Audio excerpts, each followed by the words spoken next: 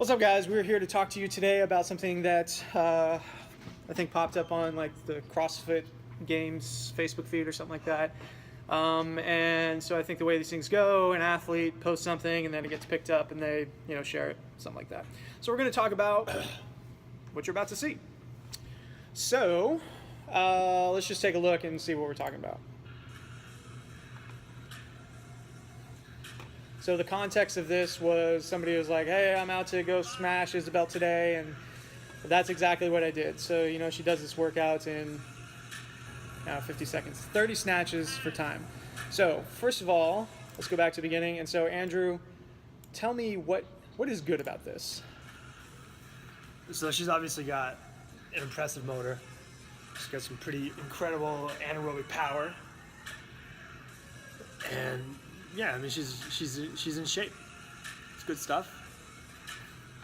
So the flip side is, because here's what we want to do is, this isn't black or white. If you look at the Facebook comments, it is an absolute cesspool of Facebook stuff, as you might expect. And there's not a black or white answer as to whether or not this is like good or bad or whatever it is. There are elements that are good and bad. So Andrew just went through the good. So now tell me, what is bad about this? Can you pause it when she recovers on the ground? Yeah. So that's what's bad about it. Just as this is the definition of adding fitness to dysfunction. So changing your very technical movement of snatch, changing your positions, your technique, to do it quickly. Yeah. And that's not the point of the movement whatsoever. It's the point of the movement is to go to as heavy as lift heavy possible. loads. Yeah. So this is what's bad about it. So she does what, 30 reps? Yeah, 30 reps. Just 30 reps. There's no crossover to anything. I mean, if you want to test like your anaerobic power, you can do a Wingate test. You could hop on the Airdyne and just destroy yourself. You could do some type of row intervals. There's so many other ways that aren't going to put you at any type of risk. Not that she's at a huge risk of hurting herself, because she's obviously a freaking hoss. She's strong. She's got some good power. That's great. Kind of the biggest question about this for both of us would be like, why? What's the point of doing this? So now this is where it gets gray, right? So you go, okay, this is great. She's strong and she's whatever. But it's like, if you look at this position, should you snatch like this? And the clear answer is no. I mean, no diagnostic person or diagram or anywhere will ever show you that this is a position where you should snatch from. No one will ever say a good setup is rounded back, butt higher than your head down, looking at the ground, elbows bent, and pull. That's not a good description of a good setup. So, I think part of this discussion, as far as, just like the CrossFit industry and fitness industry in general, is at what point do we no longer become impressed with this? At what point is this just a sort of like trick pony thing, as opposed to, wow, that was really intense? Some fantastic beeping out there. So at what point do we look at this and go, I mean, sure. It's for her, this is very light. This is so relatively light for her that it really is just a matter of going through it as fast as humanly possible. I mean, she doesn't slow down.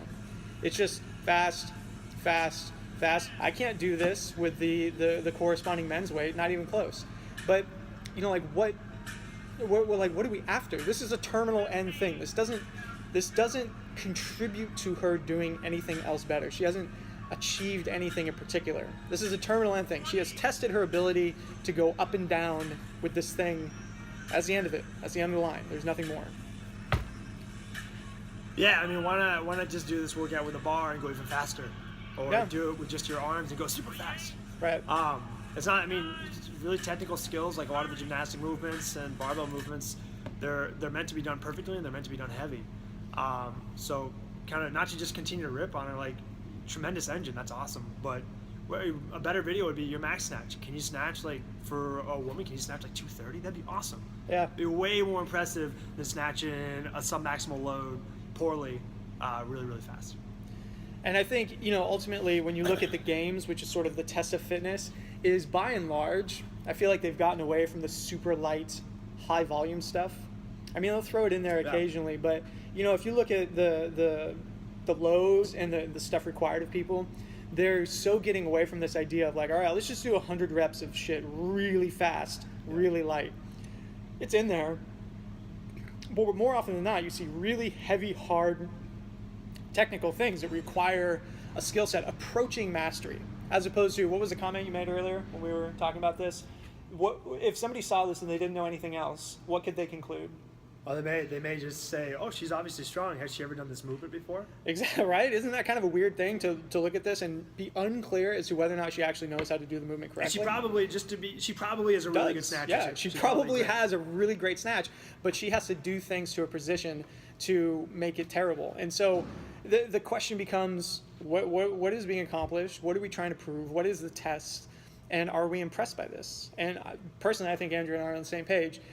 We as fitness people in the athletic community want to evolve the whole thing to a point where we go, not that impressive. Sure, It was 10 years ago, but there's so much more. There's so many more dynamics and things available to us that we can be impressed by than just taking a light load, moving it up and down 30 times. Yeah, and all these, there's a lot of, all these things are impressive when it comes to just someone's work capacity. So someone doing Fran in 150 or whatever the world record is right now, or someone doing 30 rounds of Cindy or whatever it is.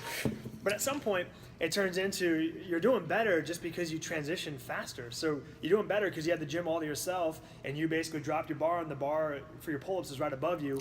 Or you do your Cindy, and you come off your pull-ups, and you immediately go into push-up position, and it's just like you're getting sleeker and faster at your transitions, but not necessarily any stronger or any more fit or anything like that. You just you've learned how to game the workout a little bit more, and you have like the perfect setup.